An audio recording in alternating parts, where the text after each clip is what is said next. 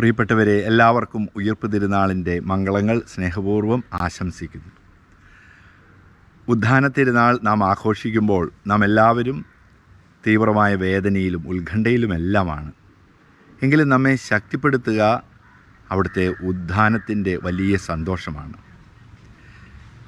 ഈശോയുടെ സാന്നിധ്യം അപ്പസ്തോലന്മാർക്ക് വലിയ പ്രതീക്ഷ നൽകിയിരുന്നു. അത് ഭൗതികമായ ഒരു പ്രതീക്ഷയായിരുന്നു അവർക്കുണ്ടായിരുന്നത്. ഒരു രാജ്യം സ്ഥാപിക്കും, അവർക്ക് സ്ഥാനമാനങ്ങൾ ലഭിക്കുമെന്ന്. എന്നാൽ യേശുവിൻ്റെ പീഡാസഹനവും മരണവും സംസ്കാരവുമെല്ലാം അവരുടെ പ്രതീക്ഷകളെ പാടെ ഇല്ലാതാക്കി. എന്നാൽ എല്ലാവരെയും അത്ഭുതപ്പെടുത്തിക്കൊണ്ട് 3-ാം ദിവസം അവിടുന്ന് ഉദ്ധാനം ചെയ്തു. അവർക്ക് വലിയ പ്രതീക്ഷയും സന്തോഷവും നൽകി.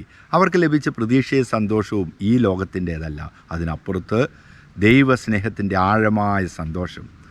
അവിടുന്ന് മനുഷ്യരോടൊപ്പമായിരിക്കും, മനുഷ്യരോടൊപ്പം അവരുടെ മിഴികളിൽ നിന്ന് കണ്ണുനീർ തുടച്ചു നീക്കുമെന്ന വലിയൊരു സന്തോഷം അവർക്ക് ലഭിക്കുകയാണ്. ദുഃഖിതയായിരുന്ന മഗ്ദലനായ മറിയം എത്ര സന്തോഷത്തിലേക്കാണ് പ്രവേശിക്കുക.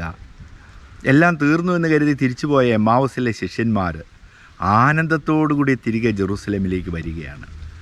ഈ ഉദ്ധാന തിരുനാൾ നാം ആഘോഷിക്കുമ്പോഴും പ്രതീക്ഷയില്ലാത്തവരാകരുത്. പ്രതിസന്ധികൾ നമ്മെ തളർത്തരുത്.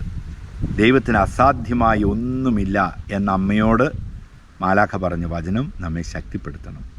നമുക്ക് ഒരുമിച്ച് നിൽക്കാം, കരുത്തോടെ മുന്നേറാം. നമുക്ക് നല്ലൊരു നാളെ ദൈവം നമുക്ക് നൽകുന്നുണ്ട്. ആ ദിവസത്തെ നമുക്ക് ഓർത്തിരിക്കാം. കർത്താവ് നമ്മുടെ കൂടെ ഉള്ളപ്പോൾ ആര് നമുക്ക് എതിര് നിൽക്കും എന്ന സങ്കീർത്തകൻ്റെ ആധ്യാത്മികതയോടുകൂടി നമുക്ക് മുന്നേറാം. പരസ്പരം നമുക്ക് ആശ്വസിപ്പിച്ചുകൊണ്ട്, പ്രതീക്ഷ നൽകിക്കൊണ്ട്, പ്രത്യാശയിലേക്ക് കൈപിടിച്ച് നടത്തിക്കൊണ്ട് ഈ തിരുനാൾ നമുക്ക് ആഘോഷിക്കാം.